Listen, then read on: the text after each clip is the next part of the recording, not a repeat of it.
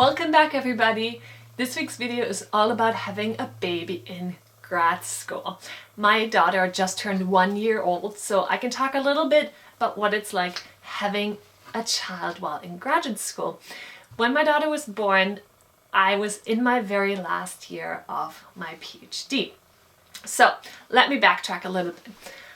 I got pregnant in January and I was working as a teaching assistant and I was working on my dissertation. Now, morning nausea and working do not go well together.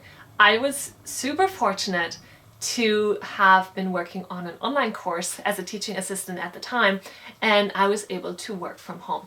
If I had to go to campus, I don't know if I would have been able to those first few months, because I ended up actually going to the hospital twice to get IV fluids because my morning nausea was so bad, or my morning sickness was so bad.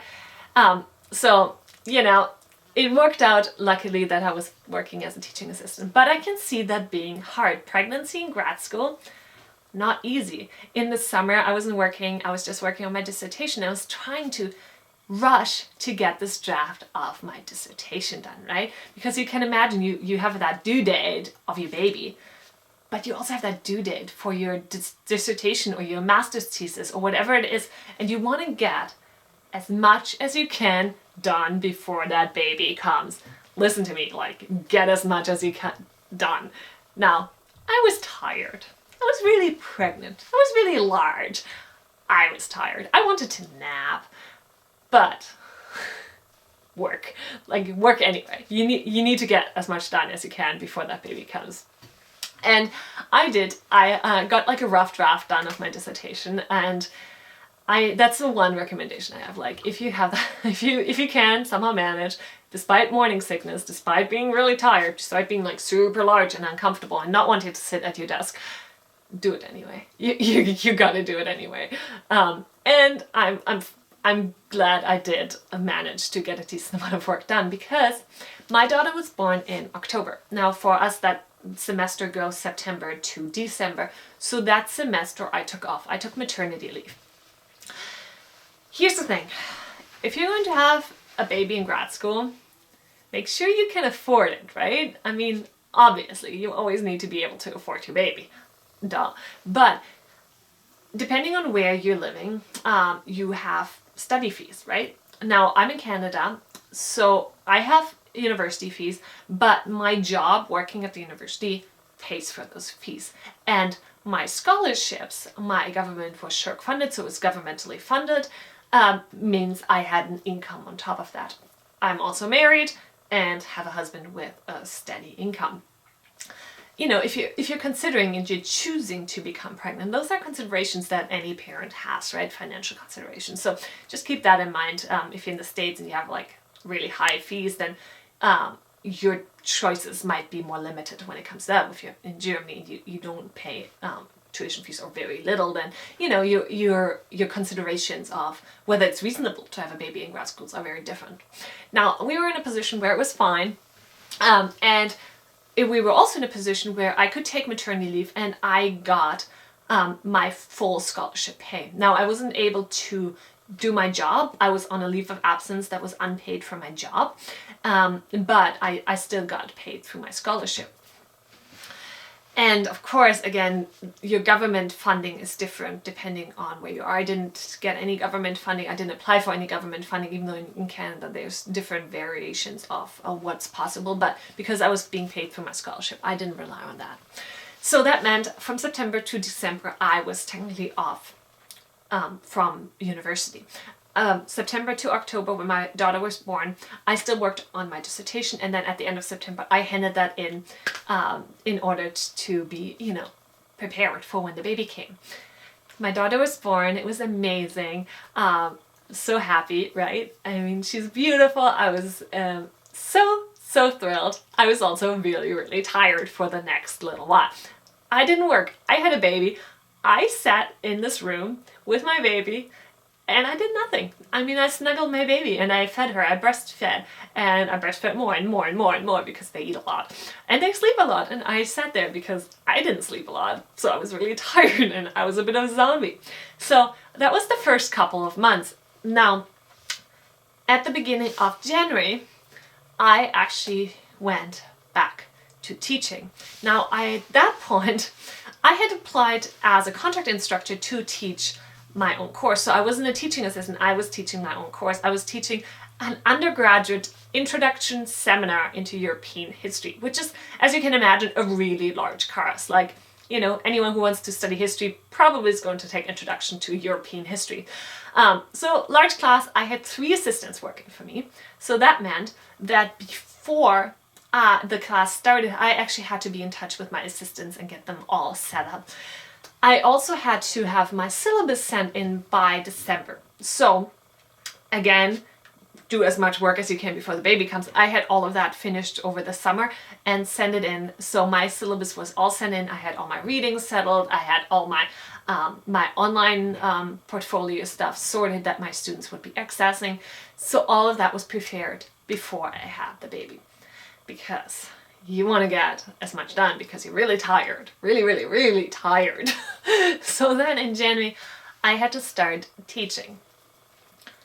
Would I recommend going back to work and going back to teaching so quick? Because for many of us, grad school is equivalent to also teaching, because that's kind of how you get your income in, at least here in North America. I don't think I would recommend it. I don't think I would do it the same way again. But for me, it was also part of it that I was so anxious to leave my daughter anywhere. I wanted to have her with me, on me, at all times, and it was incredibly hard for me to go back to work. Incredibly hard. Like, I cried a lot.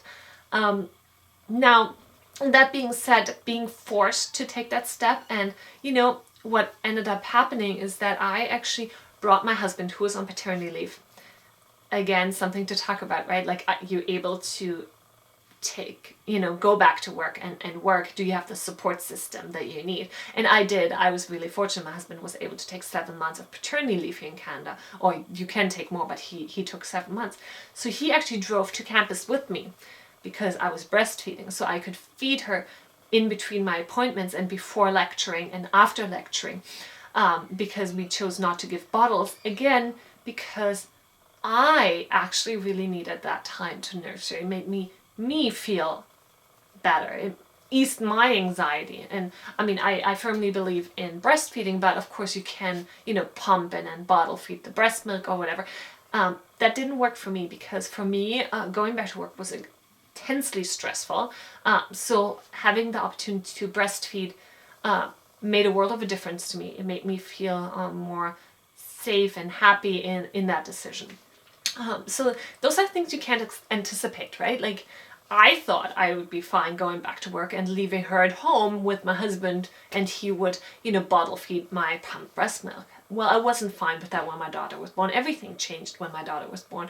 I was one of those moms who's like, where it's like picture book perfect. I was so happy having her. Like, I was over the moon, but I was incredibly anxious about leaving her anywhere. So, I had no idea. So just be prepared for the be prepared for the unexpected, and just know that you change as a person when you have a child. At least in my experience, your priorities shift. My priority wasn't teaching, my priority was my daughter. And you know that before, but it's kind of hard to imagine what it actually feels like. Now, I then taught that semesters, January to April, and I had my daughters. So working on my own work, on my own research and my own writing was almost impossible, because the time that I had at home when she was sleeping, I used to work up, to grade, to work up material for my assistants, to revise my lectures, because, I'd written my lectures before, but as you teach, you kind of have to change things, or at least in my experience you do. So I rewrote lectures and I did all of that. So I didn't have time for my own work, but of course teaching also meant an extra amount of income, right? So it's also important, and something to weigh the pros and cons of when you make that decision yourself. At the end of April, I was done teaching. Everything went fine. Like, I had amazing assistants working for me. The class went well, reasonably well. There's always the few things, right? But it went fine. And then my husband and I decided to go on a 3-week vacation. And here's the thing, as grad students, whether you have a child or not, you often feel guilty for not working. And I'm saying you as in the plural and all of us, because I hear this again and again from my colleagues. This is not an unusual experience to have. Now, if you have a baby on top of that, so your time is already split, you're no longer fully focused on your intellectual endeavors and your academic pursuits, you're now also a parent, then you're also, readjusting and reevaluating what your time is, like what do you have time for. And I'm telling you, take a time to go on a vacation, to take a break. You need it. You really do. And you're worth that. Like, you and your family are worth that break. That being said, once I came back from vacation, it was time to buckle down because this was my last year for my PhD. And I was determined I'm going to finish. Yes, I had a baby. That's not going to stop me from finishing. And I think some of that is, you always hear the stories of people taking extra years and extra years and extra years for grad school. And in some instances, that's just what happens because the topic changes or, you come across some challenges. And that's fine. But if none of that happens and you're determined to finish, then don't let having a baby stop you. This is to say, of course, if you have the support system to make that possible, go easy on yourself. If you don't have the intellectual capacity because you're too tired to work in your own work, then you're just going to make it worse. But if it's just, I'm a bit tired and I'm stressed, well, that's grad school, and there's coping mechanisms and there's support systems for that, so research those, but that's not necessarily tied to having a child, right? So for me it was the case that I have an amazing support system. My mom was there to help me, and she and my husband, as well as my dad, were about the only people that I trusted to keep Clara at that time. So my mom, because Tim's went back to work after 7 months, my mom ended up watching Clara once in the morning and once in the afternoon for about an hour and a half at the beginning of the summer, and then towards the end of the summer when she's a little older, sometimes up to 2 hours. And I worked during those times. I also worked when she was napping, and I worked through the nights, and I did not sleep enough. And it depends on your priorities. The priority was I needed to finish grad school because I wanted to be done, and it depends on how you feel, right? Like, do you feel like you can manage that stress and finish, or do you feel like it's too much for you? And nobody can tell you, hey, like, you can finish your PhD and have a baby. Maybe that is not in your cards. Maybe you're not willing to sacrifice your sleep for work. And I wouldn't blame you, but I did. And it turns out it worked out pretty well.